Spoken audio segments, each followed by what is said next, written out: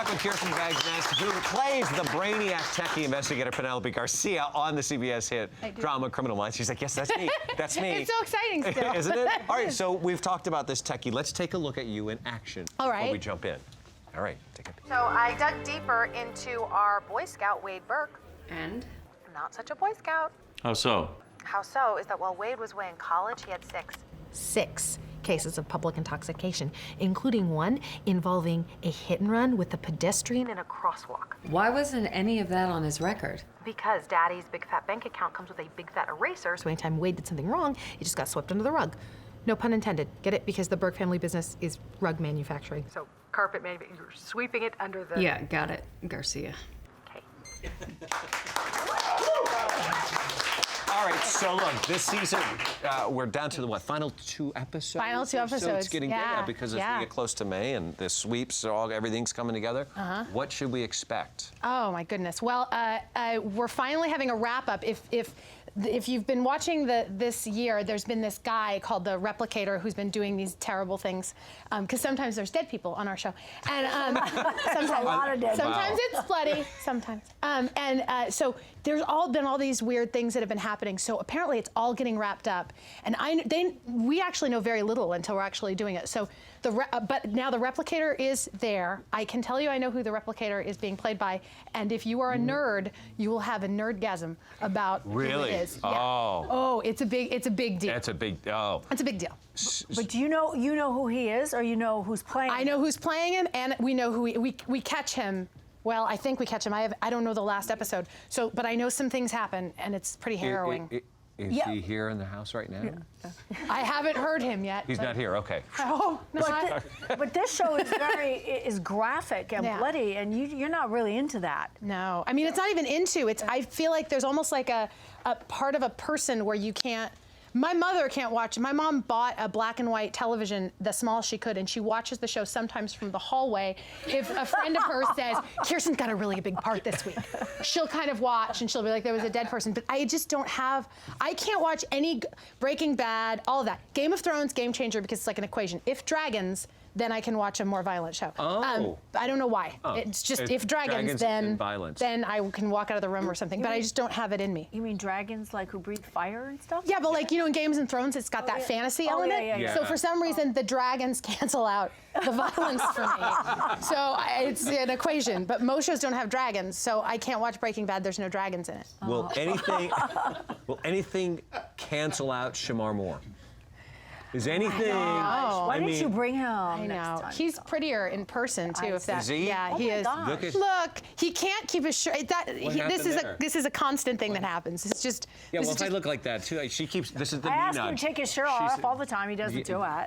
And he's If I look like that, I take my. I believe that there's a lot of goodness happening under there. You're keeping it away from America, and it's sad. When we hit ratings, we'll go down. Does he walk around like that all the time? Yeah. Well, yeah. Because we see clearly we hate each other. Yeah. We don't get along at all, me and him. Are you pranksters on the set? Yeah. I mean, all of us are we're not pranksters because everyone is so wonderful and lovely. Like, we all love each other. So in prankstering, like if you were to show up on our set, it's not unusual to have Well, that looks like you're prankstering. What's happening there? We're all group hugging. I'm trying to touch all of them at the same time. That's what that is. What's happening? That's literally me trying to touch everybody's face at the same time. I love them so much. I see that. Yeah. So, you do get time off then? Yeah, that's our time off. That's our layback time. We hang out there. That's a Saturday. That's not just a Saturday. I dress up like Garcia. You go in anyway. Sign me up. Yep. Listen, if there were somebody else, if there was another chair next to you that you could have anybody sit in and be a guest star on that show, who would that chair be filled by? A Hydra made of Steve Martin and Tina Fey. Together as one? And a Hydra. And Helen Mirren. I'm making these people terrifying. I'm turning them into a Hydra. I don't mean it like that. But probably the people that I want on the show are like people that probably could never be. Because I was trying to think about that. I was like, Tina Fey, that wouldn't work so good. But Helen Mirren would be amazing. Oh, What yes. She would be yes. fantastic on a show Probably like that. solve the biggest Yeah. crime you have. Yeah, she could prime suspect the heck out of that thing. Now, your character is very colorful.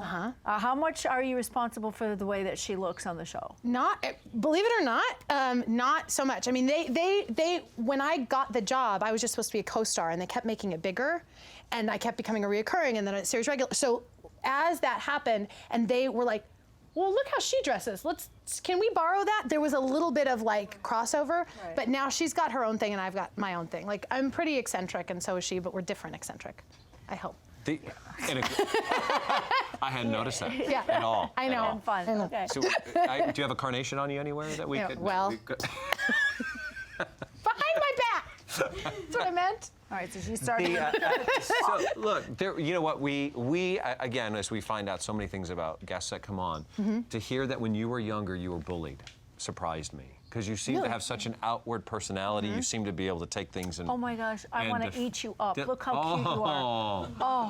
That was me in 4th grade. Oh my gosh. That's yeah. And I when did you it. had you? Oh yeah. Oh To what yeah. extent? Oh, I would get beat up, but I would get shoved in lockers, and I was that kid. You know, there's that kid. And this is the thing about bullying, and I really, it's a weird thing, because you're kind of co-creating with the person that's bullying you. You're making an agreement to a greater or lesser extent.